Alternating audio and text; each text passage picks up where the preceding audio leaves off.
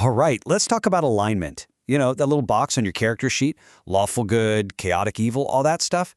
What if it wasn't just a label for how you're supposed to act? What if it was so much more? Today, we're diving into a system that completely flips the script on alignment, turning it into a real, tangible source of power. I mean, really, let that sink in for a second. What if your alignment wasn't some philosophical choice you made, but an actual language you could speak, a force you could literally use to bend reality to your will? Wild, right?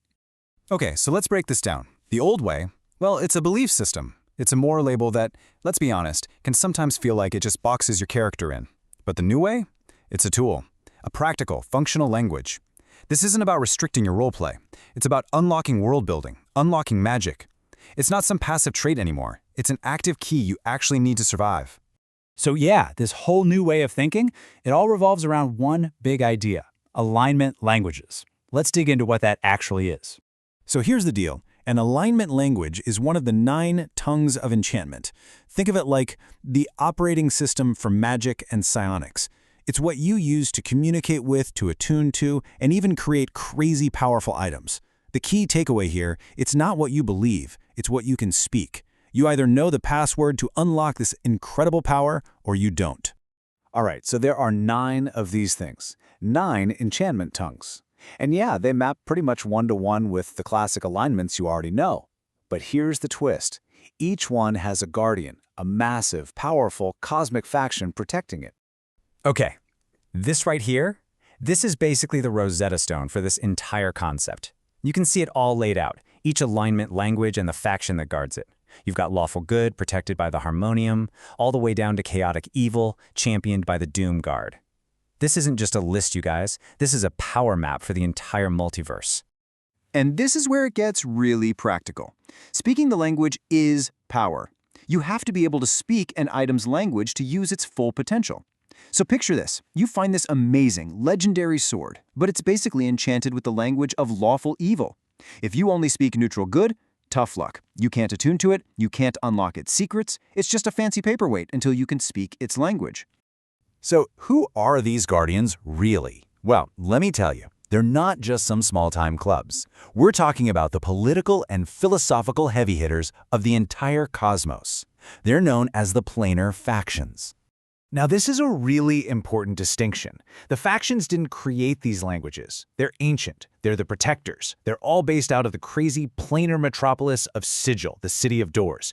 And each one has its own unique, powerful philosophy. For example, the Harmonium. They're lawful good, and they want universal peace, but only through their single set of laws.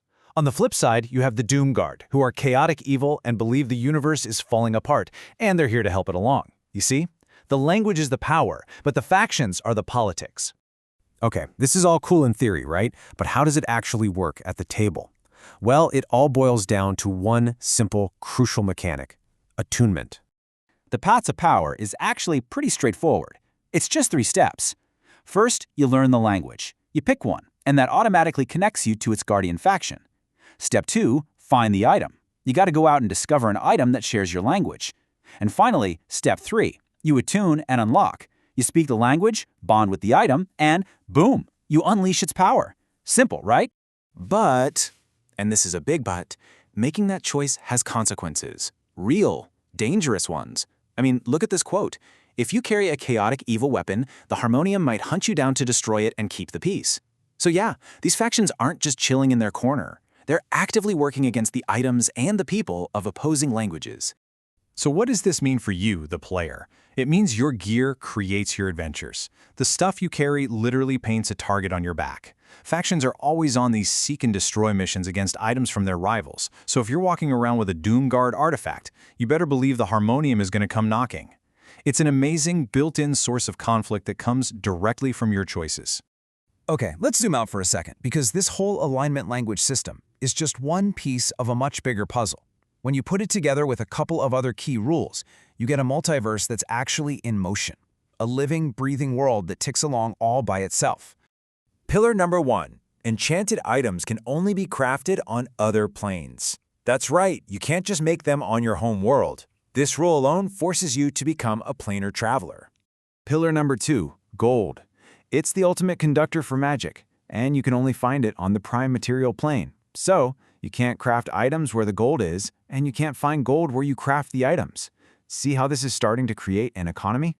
And that brings us to pillar number 3, the one we've been talking about this whole time, the alignment languages. They control everything about these enchanted items, how they're made, how they're used, everything. And right there, that's the engine of the multiverse. These 3 pillars create this constant flow. Gold moves out from the prime material to the planes, power in the form of enchanted items flows back, and the factions are right in the middle, battling for control using their languages. The best part? This engine is always running.